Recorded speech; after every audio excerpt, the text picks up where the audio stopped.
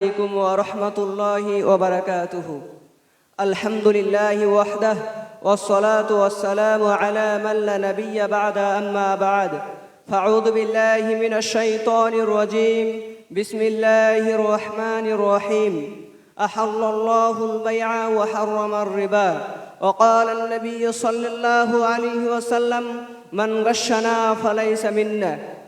উপস্থিত শ্রদ্ধেয় আজকের সভার সুযোগ্য সভাপতি মহাশয় ও নির্বাচিত বিচারক মণ্ডলীগণ, সম্মুখে বসে থাকা অত্র মাদ্রাসার ছাত্রবৃন্দ, আজকে বাৎসরিক সাংস্কৃতিক অনুষ্ঠানে আমার বক্তব্যের বিষয় হল ইসলামী অর্থনীতি ও সমসাময়িক চ্যালেঞ্জ। ইসলামী অর্থনীতি কাকে বলে? কোরআন সুন্নাহের মোতাবেক লেনদেন ব্যবস্থাপনা, ইসলামিক কৃষ্টি তামাদ্দুন সমৃদ্ধি যে অর্থনৈতিক ব্যবস্থাপনা গড়ে উঠেছে তা হলো ইসলামিক অর্থনীতি। এবার আসুন আমরা জেনে নিই এই ইসলামিক অর্থনীতি লক্ষ্য ও উদ্দেশ্য কীরকম হওয়া দরকার। নাম্বার 1, সুদ ঘুষ ধোঁকামুক্ত নিশ্চিত করা। নাম্বার 2, সুনীতি প্রতিষ্ঠিত করা, দুর্নীতি উৎখাত করা। নাম্বার 3, জাকাতের ব্যবস্থাপনা চালু করা। নাম্বার 4, কল্যাণকর দ্রব্যে উৎসাহিত করা, অকল্যাণকর দ্রব্যে নিষিদ্ধ করা। নাম্বার 5, ন্যায় বিচার প্রতিষ্ঠিত করা। সম্মানিত উপস্থিতি, এবার আমরা জেনে নেব যে আমাদের এই বর্তমান পরিস্থিতিতে এই ইসলামিক সমসাময়িক চ্যালেঞ্জ যেগুলো বাধা হয়ে দাঁড়িয়েছে তার মধ্যে 1 নম্বর হচ্ছে বর্তমানে ব্যাংকিং সিস্টেম। প্রিয় সুধী মণ্ডলী, সুদের ভিত্তিতে অর্থ লেনদেন করা এটি মারাত্মক হিসাবে ঘোষণা করা হয়েছে। তাই তো মহান আল্লাহ পাক রব্বুল আলামিন কুরআন কারীমের মধ্যে বলছেন, আহাল্লাল্লাহুল বাই'a ওয়া হারামার রিবা। আল্লাহ তাআলা ব্যবসাকে হালাল করেছেন এবং সুদকে হারাম করেছেন। এই ব্যাপারে রাসূল সাল্লাল্লাহু আলাইহি সাল্লাম বলেন, লাআনা রাসূলুল্লাহ সাল্লাল্লাহু আলাইহি ওয়াসাল্লাম আকিলার রিবা ওয়া মুকিলাহু ওয়া কাতিবাহু ওয়া শাহিদাইহি ওয়া ক্বালাহুম সাওয়াউন। রাসূল সাল্লাল্লাহু আলাইহি সাল্লাম সুদ গ্রহণকারী, সুদ প্রদানকারী, সুদের লেখক এবং সাক্ষীদ্বয় সবাইকে অভিশাপ দিয়েছেন এবং তিনি বলেছেন তারা সকলেই সমান। সম্মানিত উপস্থিতি, আমাদের মস্তিষ্কের অন্তরে একটা প্রশ্ন ভেসে উঠতে পারে, আমাদের ব্যাংকে যে সুদ এসে যায় সেই টাকাগুলো আমরা কোথায় ব্যয় করব? সম্মানিত উপস্থিতি, সেই টাকাগুলো নেকির উদ্দেশ্যে না করে রাস্তাতে পায়খানাতে মেরামত কাজে ব্যবহার করতে হবে। তবে এই টাকা মসজিদ মাদ্রাসায় দেওয়া যাবে না, এই ব্যাপারে সকল উলামায়ে কেরামের অভিমত রয়েছে। নাম্বার 2, ঋণ পরিশোধে অবহেলা করা।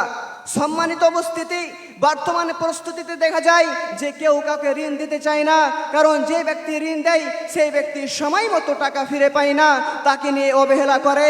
আল্লাহ পাক রব্বুল আলামিন এই ঋণের গুরুত্ব দিয়ে বলছেন, ইয়া আইয়ুহাল্লাযীনা আমানু ইযা তাদায়াতুম বিদাইনিন ইলা আজালিন মুসাম্মান ফাকতুবুহ। হে ইমানদারগণ, যখন তোমরা ঋণের চুক্তি করবে তোমরা ন্যায়নিষ্ঠভাবে লিখে রাখবে। আল্লাহ পাক রব্বুল আলামিন তারপরে অংশ বোঝাতে চেয়েছেন, যখন তোমরা ঋণের কারবার করবে তখন তোমরা 2 জন পুরুষ ব্যক্তিকে সাক্ষী রাখবে এবং 2 জন পুরুষ ব্যক্তি সেখানে উপস্থিত না হলে 1 জন পুরুষ ব্যক্তি এবং 2 জন মহিলাকে সাক্ষী রাখবে। 1 জন মহিলা ভুলে গেলে অপর মহিলা স্মরণ করিয়ে দেবে। দেখুন এই ইসলামের এই ঋণের কত গুরুত্ব দেওয়া হয়েছে। নাম্বার 2, বেকারত্ব দূরীকরণে ঘুষ পন্থাকে সহায়ক মনে করা। এই ব্যাপারে মহান আল্লাহ পাক রব্বুল আলামিন কুরআন কারীমের মধ্যে বলছেন, ওয়ালা তাকুলু আমওয়ালাকুম বাইনাকুম বিল বাতিলি ওয়া তুদলু বিহা ইলাল হুকামি লিতাকুলু ফারীকাম মিন আমওয়ালিন নাস বিল ইসমি ওয়া আনতুম তা'লামুন। আর তোমরা একে অপরে তোমাদের অন্যায়ভাবে কারো সম্পদ ভক্ষণ করো না এবং বিচারকদের ঘুষ হিসাবে প্রদান করো না, যাতে করে অন্যের সম্পদ অন্যায়ভাবে তারা পাপের মাধ্যমে জেনে শুনে খেয়ে ফেলতে পারে। এই ব্যাপারে রাসূল সাল্লাল্লাহু আলাইহি সাল্লাম বলেন, লানা রাসূলুল্লাহ সাল্লাল্লাহু আলাইহি সাল্লাম আর রাশি ওয়াল মুরতাশি। নবী সাল্লাল্লাহু আলাইহি সাল্লাম ঘুষখোর, ঘুষতা থেকে অভিশাপ দিয়েছেন। অত্র আয়াত ও হাদিস দ্বারা স্পষ্ট যে ঘুষ দেওয়া এবং নেওয়া থেকে বিরত থাকতে হবে।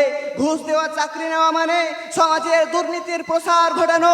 ঘুষ দিয়ে চাকরি নেওয়া মানে যোগ্য প্রার্থীদের প্রতি অবিচার করা, তাদের হক আত্মসাৎ করা। তাই স্বচ্ছ নিয়োগের প্রয়োজন রয়েছে। নাম্বার 4, বর্তমানে দুর্নীতি ও প্রতারণা। সম্মানিত সৌদি মণ্ডলী, বর্তমানে আমরা দেখতে পাই বহু প্রচলিত রয়েছে দুর্নীতি প্রতারণা, যেমন ব্যক্তিগত তথ্য চুরি করা, ব্যাংকিং তথ্য চুরি করা, চুরি করে টাকা লুটপাট করা, অনলাইনে ভুয়ো বিয়ের প্রস্তাব দেওয়ানো, ফেসবুক আইডিতে মেয়ের ছবি লাগিয়ে ফলোয়ার বানানো ইত্যাদি আমরা এইগুলো দেখতে পাই। এই ব্যাপারে মহান আল্লাহ তাআলা বলেন, ইয়া আইয়ুহাল্লাযীনা আমানু ইন্না কাসীরাম মিনাল আহবারি ওয়ার রুহবানি লা ইয়াকুলুনা আমওয়ালান নাসি বিল বাতিল। এই ইমানদারগণ, নিশ্চয় তোমাদের পণ্ডিত এবং তোমাদের সংসার বিরাগীদের অনেকেই মানুষের সম্পদ অন্যায়ভাবে ভক্ষণ করে। এই ব্যাপারে রাসূল সাল্লাল্লাহু আলাইহি সাল্লাম বলেন, মান গাসসানা ফালাইসা মিন্না, যেই ব্যক্তি প্রতারণা করে সেই ব্যক্তি আমার দলভুক্ত নয়। অত্র আয়াত হাদিসের দ্বারা স্পষ্ট আমরা বুঝতে পারলাম যে এই প্রতারণা খেয়ানত সম্পর্কে আল্লাহ পাক রব্বুল আলামিন সতর্ক করেছেন, ইসলামে নৈতিক সততার প্রতি গুরুত্ব আরোপ করেছেন। 5 নম্বর পয়েন্ট হচ্ছে যাকাতের প্রয়োজনীয়তা। আল্লাহ তাআলা বলছেন, আকিমুস সালাহ ওয়া আতুজ যাকাত। রাসূল সাল্লাল্লাহু আলাইহি সাল্লাম বলেন, মান আতাহুল্লাহু মালান ফালাম ইউআদ্দি যাকাতাহু। অত্র আয়াত ও হাদিস দ্বারা স্পষ্ট যে ধনীদের কাছ থেকে যাকাত নিয়ে গরিবদের কাছে প্রদান করতে হবে। এই ব্যাপারে ইবনুল কাইয়িম রাহিমাহুল্লাহু তাআলা আনহু বলেন, পরকালের জন্য কল্যাণ প্রতিষ্ঠাতা করা হয় ন্যায় বিচার, দয়া, সুখ, শান্তি, জ্ঞানের মাধ্যমে। সেখানে ন্যায় বিচারের পরিবর্তে অন্যায়, কঠোরের দয়ার বদলে কঠোরতা, জ্ঞানের পরিবর্তে মূর্খতা স্থান পায়। সেখানে শরীয়তের কোনো করণীয় নেই।